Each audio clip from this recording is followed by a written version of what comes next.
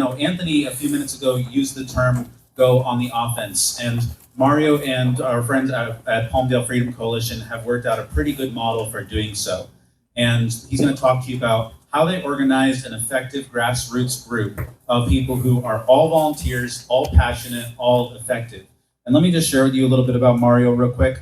And while I'm pulling up his bio, I'll also say Mario and the Palmdale Freedom Coalition team traveled with the Leadership Institute all around California last year, teaching people the principles of community organizing and how that doesn't belong to the left.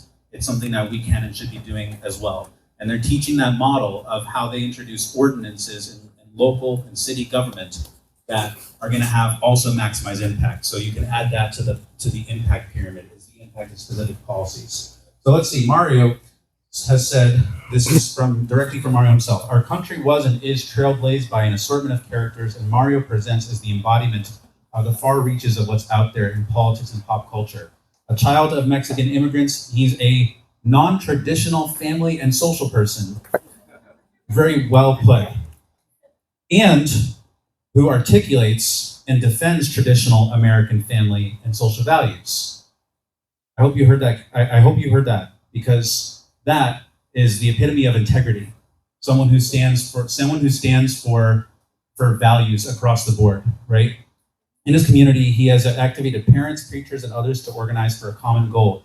His work includes helping the city of Palmdale become a sanctuary for those who value medical freedom with the passage of Ordinance 1577 that abolished the vaccine mandate in that city. And let's hope we do that in every other city. And he also helped pass legislation in Nebraska with HB 574 that protects underage children from accessing hormones and puberty blockers, while also protecting unborn life at 12 weeks with his testimony. He hopes to present ideas, strategies, and possibilities to others in order to protect the freedoms that we see eroding before our eyes. So here's Mario to present you with proactive ways to fight for freedom in your community and to follow the Palmdale Freedom Coalition's model. I'm going to move this out of the way. I'm going to bring up your slides, and I'm going to give you a clicker. Take it away. Thank you very much. Thank you very much. Hi, everybody.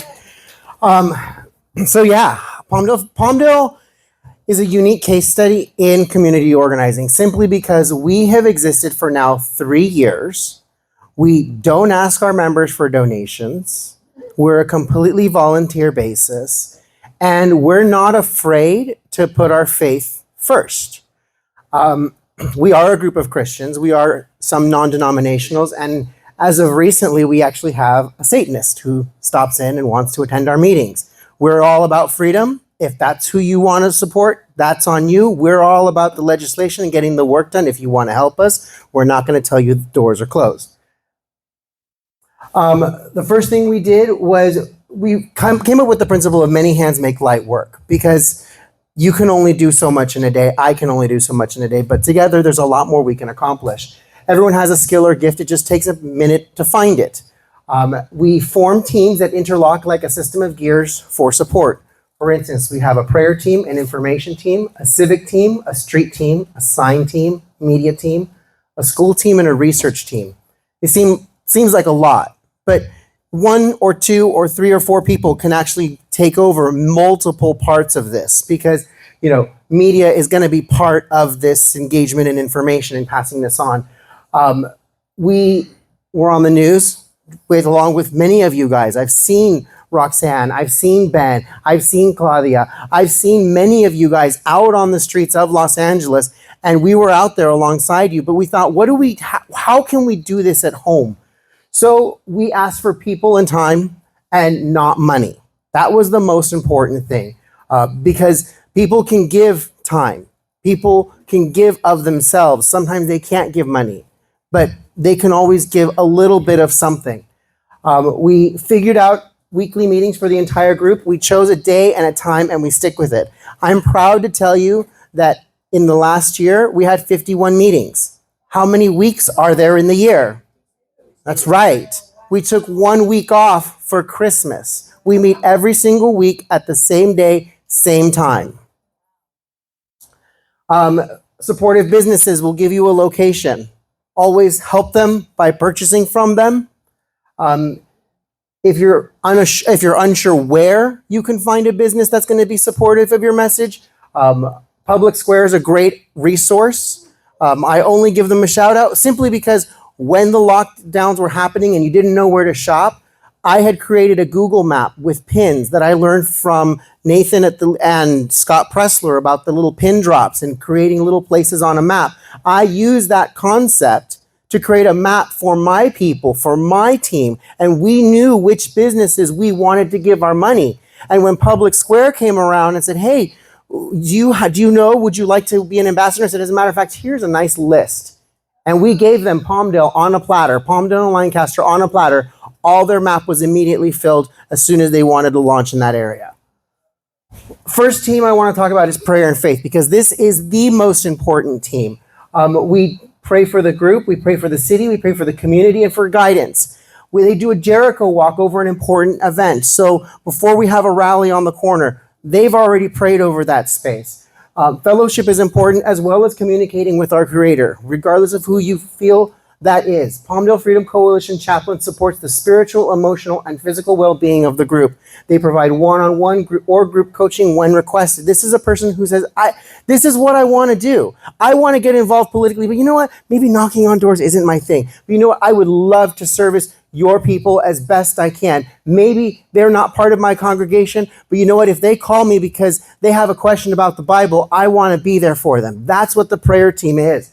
The team representatives, they open the meeting with prayer. Every single meeting we have, we start with prayer and then we follow it with the Pledge of Allegiance. They also lead the PFC chant, which is fight the good fight, keep the faith, we will win. I'm showing the driver rams into COVID vaccine mandate protesters. That's us. A driver was so upset about our freedom of speech that he chose to drive through our protests. And we're out there praying.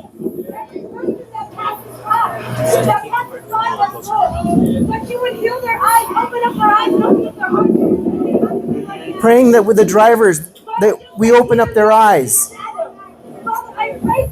This is what we do. The next team that we have is the information and news team.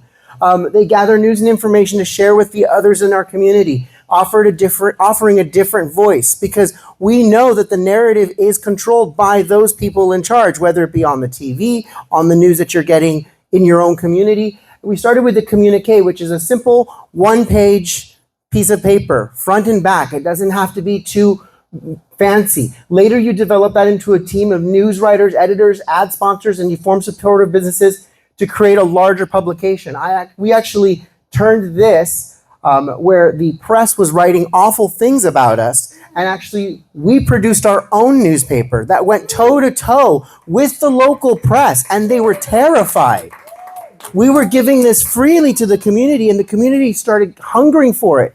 The only reason we don't produce it is because it takes a lot of time and a lot of man hours, and every group suffers some attrition, and you have to make cutbacks. So it's not a problem to go back to my free flow communique, because I can make that. Two people can make that. But as long as you're getting the information out there, you are now fighting this mainstream news. And our news agencies had to alter their reporting. They had to go from a very left-leaning reporting style to a more centrist, because they were losing readership because a free community newspaper was going toe-to-toe with them.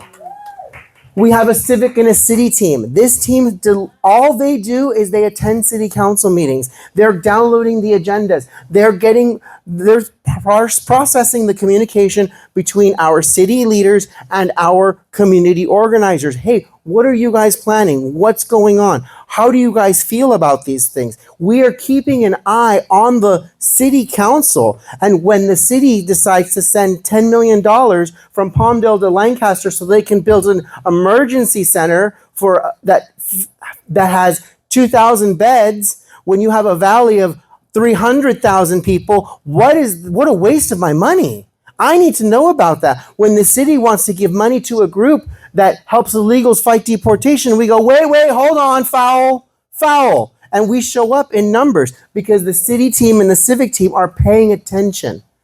We have a street team that goes out and hands out the flyers, the stuff that you guys would do for candidates. This is actually our door knocking candidate. They'll collect signatures for candidates. As a matter of fact, this last week, yesterday, one of our members at the last possible minute decided, you know what, I'm going to run for city council. And we're like, okay, well, do we need 20 signatures in the district?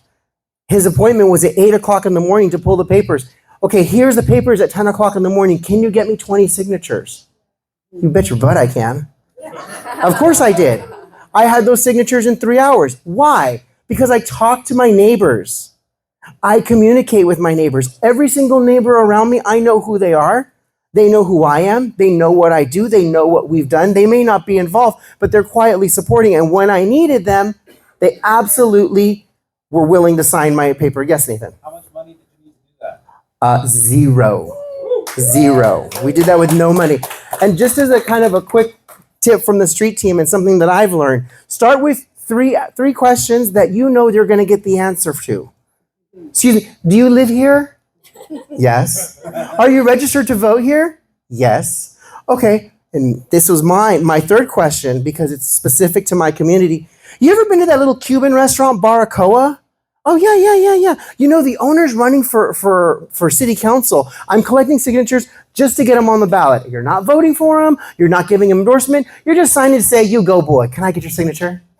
And they went, absolutely. Yeah, I'll say you go, boy. Go out. He's in my community. I've given them. And this is part feeding back to your question of how do you talk to Democrats? You're not talking to them in conservative, Republican. Okay. It's now a question of what I do with my husband.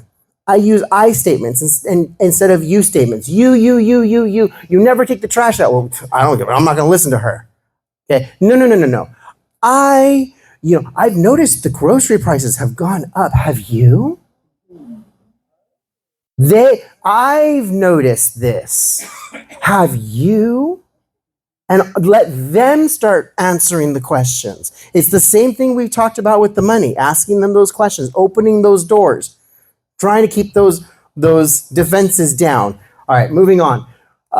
Sign and Adventure Team. Okay, grassroots organization is very different than regular campaigns. We are not limited by the rules and regulations of a campaign. We can do things like make handmade signs, go out into the community in the dark, and put up signs over the streetlights that put my message out that says, I'm having this event at this time. I want you to pressure the city to pass this law.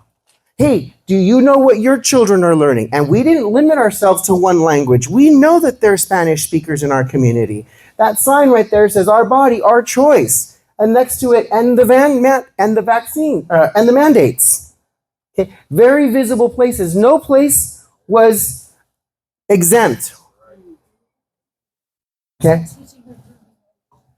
The freeway off-ramps, another great place. Captive audience. Because guess what? What's going to happen? Caltrans is going to come take it off. Okay, big freaking deal. But you know what? Once a week, we got together to make these wonderful signs. It's a great community building event. We chose a location that was very public. Because what happens when you've got posters and markers? Ooh, what are you doing? I want to know. Oh, we're making signs. Do you agree with this? Yeah, I do. Cool. What are you doing? Oh, we're the Palmdale Freedom Coalition. Here's a card. Here's some information. We're engaged in the community at a very, very local level. And this engagement is shared through the media team. We have a Telegram channel that where we have an event, we're putting all the photos. Everyone from the team is putting the photos in that Telegram channel. And someone in that Telegram channel is grabbing all those photos, running it through CapCut, running it through some sort of AI digital putting software, and boom, you got a video. That's a promo. Look what we did. We hosted a picnic for the community, and everybody knew about it. We showed up at the council. Everybody knew about it. This politician that wants to cut your children's genitals off, we're telling everybody about that. Okay. As a matter of fact, when our councilwoman was caught drinking and driving in Glendale, we ran to the media and we posted it to our media. The news caught it. And guess who shows up at our city council? Fox. Of course they do. Because we wanted to publicly shame this person for doing something very wrong. Drinking and driving is a bad enough thing, but drinking and driving when you're a representative is even more serious. Because God forbid you hurt someone while you're intoxicated behind the wheel. The city will now be held liable. They could be held liable. Hey, you know what? This is an employee of yours. This is your behavior. This is the last thing we want. So we showed up at the council and said so. They stripped her of all of her committee assignments. She now can come in and vote, and that's it. You're not allowed. Yes. Is that Wendy? Wendy Korea? No, that was Andrea Alarcon. We have a school team, AVPE. What they do, they specialize in going to the schools and speaking to the school districts about what they're doing, whether it's spending money inappropriately, the books that are inappropriate, whatever the case may be. I have a school district in my community that gave $10 million from the school district to another city, to the city of Lancaster, so the city of Lancaster can give it to the fair board so the fair can build an emergency center. They call it a public partnership between the school district, the city of Palmdale, the city of Lancaster, the county of Los Angeles, and the state of California. Guess what? All of them donated $10 million to build a multi-million-dollar emergency center that holds 2,000 beds in case of an emergency for a valley that has 300,000 people. And we're reminding them. There's associations in these things, in these boards that we're bringing up at public meetings because you have a right to bring this stuff up at a public meeting. The research and legal team, what they do is they research this information. So when I go to the school board and I say, hey, president of the school board, why are you voting to give the fair money by proxy through the city when your daughter is on the council of the city and your wife is the president of the fair? Oh man, I was threatened with litigation. I'm not afraid. Go ahead. This is public information. This has the appearance of impropriety, and this is what we're on the guard for. We don't want our elected officials to be funneling money for special pet projects. We don't want them to be funneling money to people who shouldn't be in our country illegally. Who shouldn't be in our country illegally. Illegally. Some of the notable moments and accomplishments of the Palmdale Freedom Coalition is obviously passing Ordinance 1577, defunding Salvo, which is that rights group. Ponce Lawn Christmas lights. We volunteered and gave the city our time to put Christmas lights in the center square of City Hall. We attended parental rights events all over California. Many of you guys have seen our faces and have seen our team. Andrea Alarcon, sequestration. Deputy Click and Boomer vigil. Deputy Click and Boomer was killed in our community. He was shot at a light through a window. He was driving in his vehicle. And the city called us and goes, hey, we need volunteers. This thing happens on a Saturday. It's a Sunday. We want to have a press conference with a vigil. We only have city workers, which are public recs people. And unless we're going to foot a multi-$1,000 bill to bring all these people in, employees, to make the ribbons, to get all the stuff set up, we're looking at a huge bill. Can you help us with volunteers? Of course we can. We showed up with 70 volunteers in less than 4 hours. Yeah.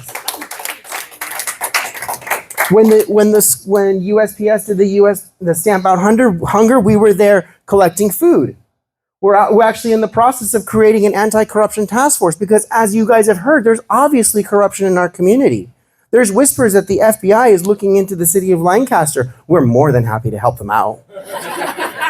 Okay. We also prevented the hiring of a bad city lawyer. When the city of Palmdale wanted to hire a lawyer who was the lawyer, or whose firm was the firm presiding the case that sued Palmdale into districts, we said, wait a second. How are you going to hire a lawyer from this company that literally sued you into not having a mayor anymore? Now you got to rotate, and now you have districts. You can't be at large, all because of them. And you want to take their employee over our dead body. And we showed up, and we spoke out at city council during public comment. Remember, you have the right to speak at public comment. And that's something that the Palmdale Freedom Coalition does very effectively. If they cut my time down, guess what? Hablo español. I will speak in Spanish.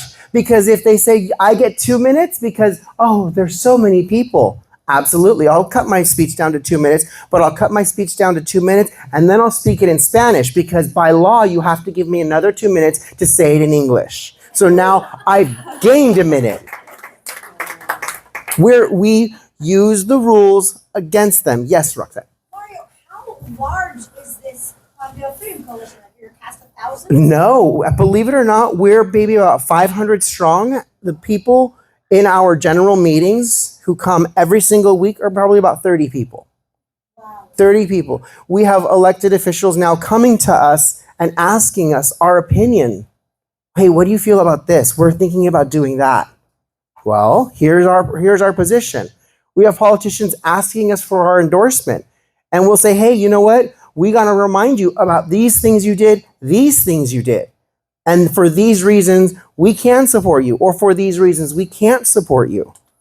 We're not just going to let anybody come in and speak, but we'll give everyone the opportunity. Because when someone comes in and says, let's say Roxanne wants to come in and speak. She says, I want to speak to your group about LA GOP. Great. We're going to give them a form, just like everybody else, like a speaker form. And she's going to fill out the form telling us, what does she want to talk about?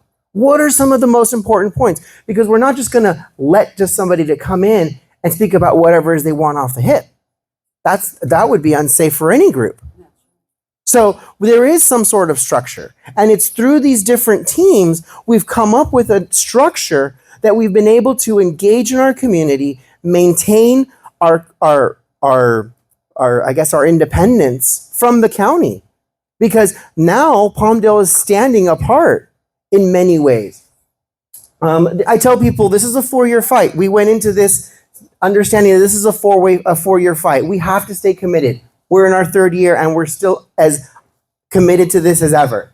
Everyone has a gift or talent. That's the big reminder. Be comfortable being uncomfortable.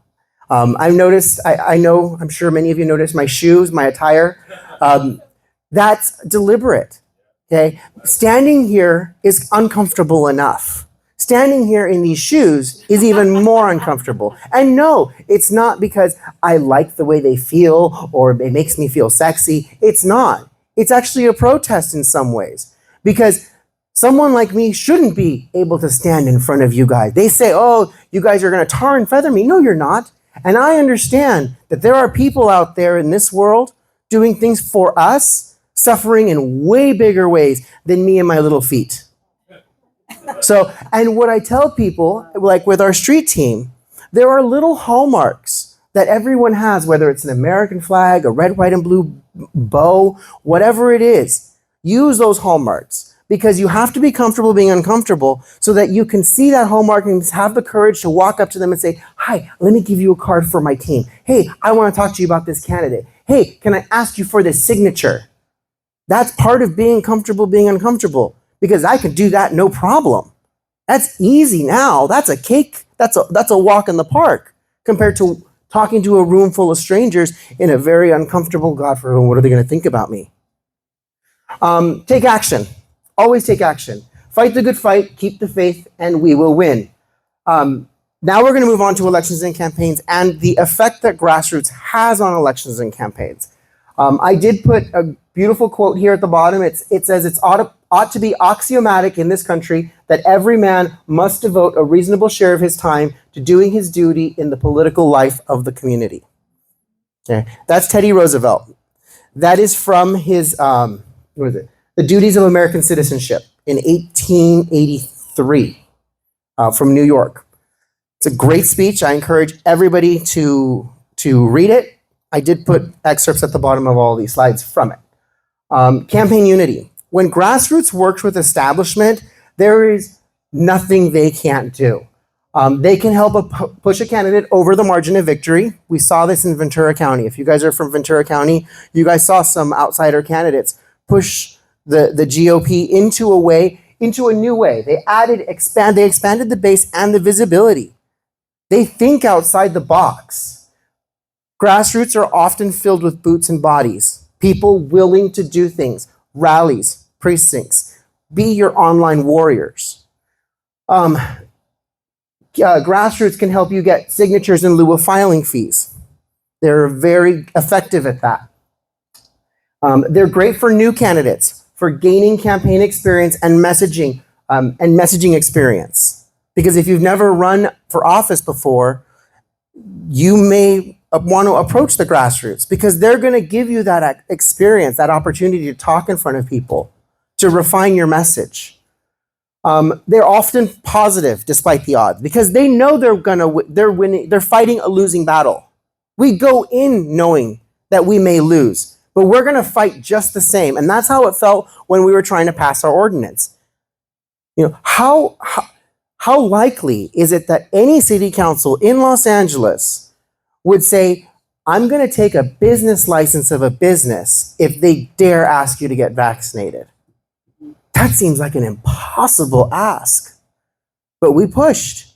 And when they said, oh yeah, we're going to bring it to a vote, and then at the last minute they said, oh, you know, the Supreme Court's arguing on it, we're not going to bring that up to a vote. We got upset. We went outside. We started trumpeting and flipping on, you know, as loud as we possibly could because we didn't get what we wanted, but we were well within our rights to make noise outside. We couldn't disrupt the meeting, and we didn't want to disrupt the meeting. We're not here to do that. But when we went outside and we blared all the horns and we set our car alarms off, they suspended the meeting and said, hey, you guys, we're really sorry. Okay, we'll bring it back. Okay, we'll bring it back. We promise to bring it back. That's right. You promised to bring it back, and we will remind you, and we'll be here to remind you. So they are relentless, and they're positive in most cases. And then at the bottom, I put the quote, and there may be many or occasions when his highest duty is to sacrifice some of his own cherished opinions for the sake of success of the party on which he, on the whole, believes to be right. It's also from that speech. When campaigns, I call it campaign discord, when grassroots versus establishment. Sometimes this happens, and this happened most notably with Katie Hobbs. She's an establishment Democrat, and the grassroots conservatives adopted some of our tactics. That's something that we did in Palmdale. When we had a candidate we didn't like, we took a poster board, and if you can take a poster board of square, you take off the corners, you make a house, and then you turn it to the side, it becomes an arrow. And what happens when I take that arrow and I put it next to a candidate sign who's paid for by DC money? Everybody's going to know about that person because I can't mess with their sign, but I can put my own sign next to it. Yeah. Grassroots works a little outside the rules. They can prevent a candidate from being nominated by the party during primaries because they can actually say, hey, wait a second, party, we got a second person we want to recommend. That happens. They can stifle or torpedo a campaign because, again, it shows disunity. It also raises the price of campaign and fundraising because now you're having to fight two fronts. It can result in two undesirable candidates for the general election. Why? Because the winner has less than 50% of the votes. You've effectively split the vote. So working with grassroots is often more beneficial than working against them. But here's the thing. Grassroots are also very fragile. I'm going to be honest with you. Because they are so independent that it's very easy for a wedge issue to cause them to fall apart or to break within their own team.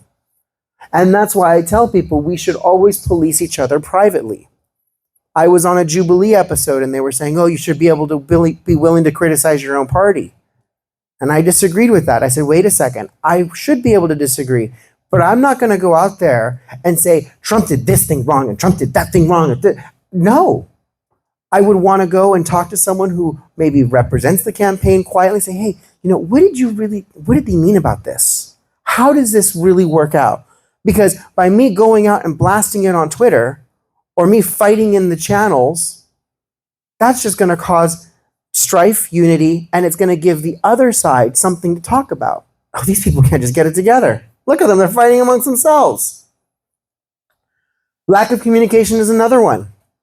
Good, a perfect example, the Santa Clarita Valley Freedom Fighters, the Patriot Action PAC, Palmdale Freedom Coalition, Redlands Tea Party. They're all California District 23 and none of them coordinate. It's no fault of theirs. They all have one candidate, but they all don't work together. When one team has an event, the other team has no clue. So that's a pitfall where if people are working with grassroots or as grassroots, that's something they have to remember. Hey, let's overcome that.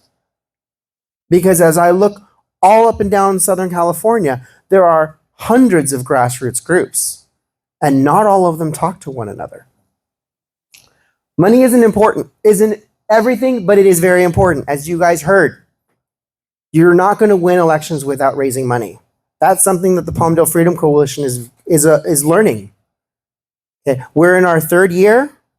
We are helping our third campaign. And we finally now have a 501c4. Right. We are just now launching our 501c4 because everything that we've done, and we've come within the margin of victory, within inches on no money.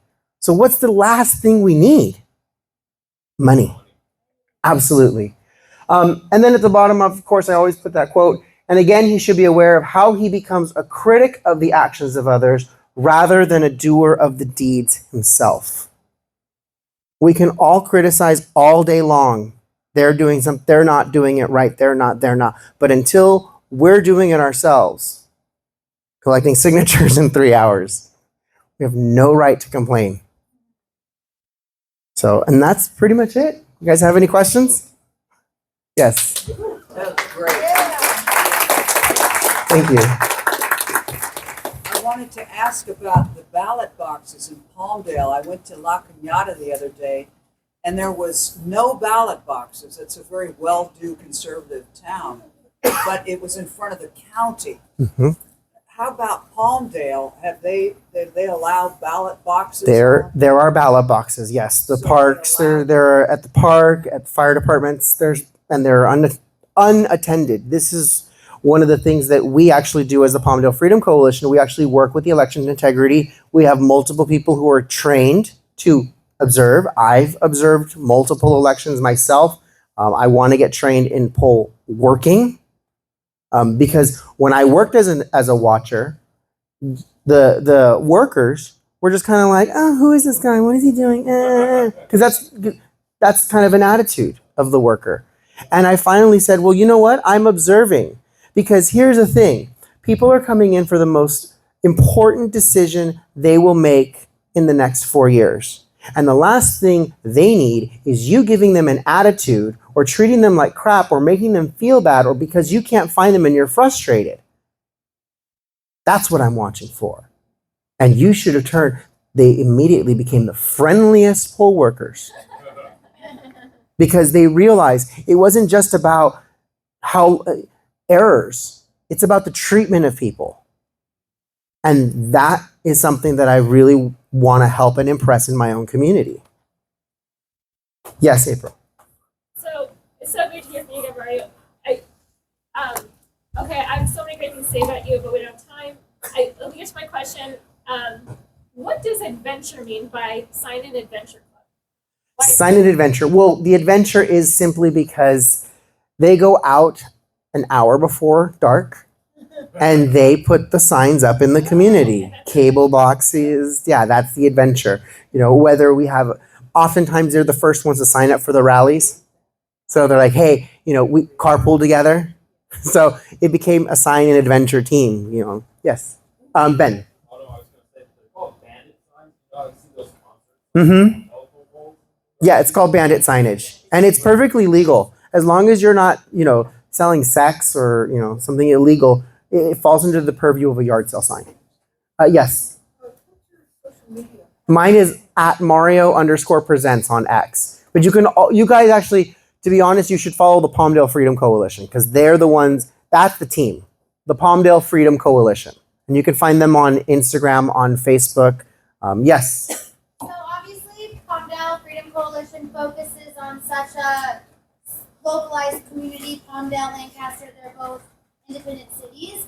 How would you recommend, if you don't live in an independent city with the city council, how you replicate what you're doing through neighborhood councils, or what other organizations can you tap into to get the same impact when you're dealing with LA City since it's so large? Well, I would basically put together everything we've learned working with the churches.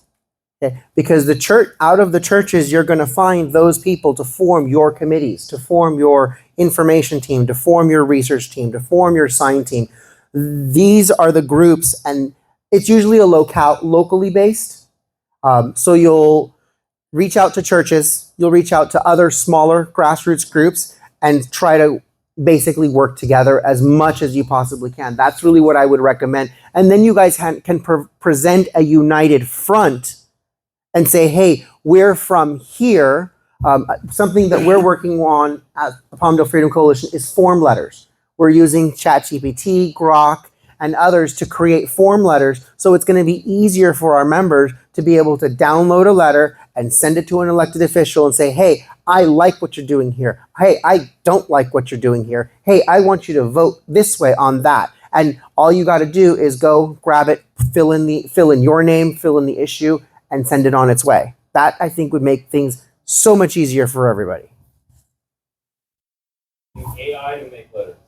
Yeah, you just have to be very careful simply because AI is learning about you. So I've spoken to Jennifer Van Laar, many of you guys know her. She's a reporter for Red State, about using AI. She doesn't use AI simply because, remember, the AI is learning about you. So everything that you pump into it, it's learning about you. So if you're going to be, I'm not saying planning something, but you're planning something, they're going to learn about it. So again, it's going to be one of those Google reads your things, and all of a sudden your document may disappear. This has happened when I was working with Gays Against Groomers. Yeah, there is eyes in the system. So depending on what you say and how you say it, you may find yourself on the wrong end of the search. So be careful using AI. April, you had another question. Well, it was just the comment that what Mario is the best at, and what he is there's a pet peeve of mine in campaigns with volunteer coordinating that Mario and his group are excellent at, that I have yet to meet a campaign. Sorry if you're a candidate, is that these campaigns, Mario understands that everyone has a place, and they make it fun. So I just want to punctuate, if you have a team and you have people who, everyone arrives at something, joins for something for another reason, if they're not having fun, your movement is going to die. Mm-hmm. After your campaign, a successful campaign is one that is that carries on a movement even if you lose. Yeah. An unsuccessful one is like, even if you win, if your people are exhausted and mad at you. So Mario is the best person to talk to if you are worried about that scenario. That's it. Yeah, it's true. I mean, because that's the, I guess, the pitfall of many community groups. Is most community groups exist for a simple reason, a campaign, and then after that reason or campaign is done and they have no more reason or campaign to exist, they often fizzle out. And we've been able to figure out not just how to persevere, but also continue to support the community and become a resource. So, but anything else? Anyone else? Any other questions? You Right. are inspiring. Oh, thank you. Thank you very much. Thank you, everyone. Thank you, Mario. So, Ariana, you look like you had an announcement. No, I'm just moving over here Okay. out of the air. So I agree. The PFC is inspiring, and I want to show you something real quick that I and the Leadership Institute and PFC have been working on to help you do in your communities what they've done in theirs. I'm going to spend very, very little time on this before I get to the meat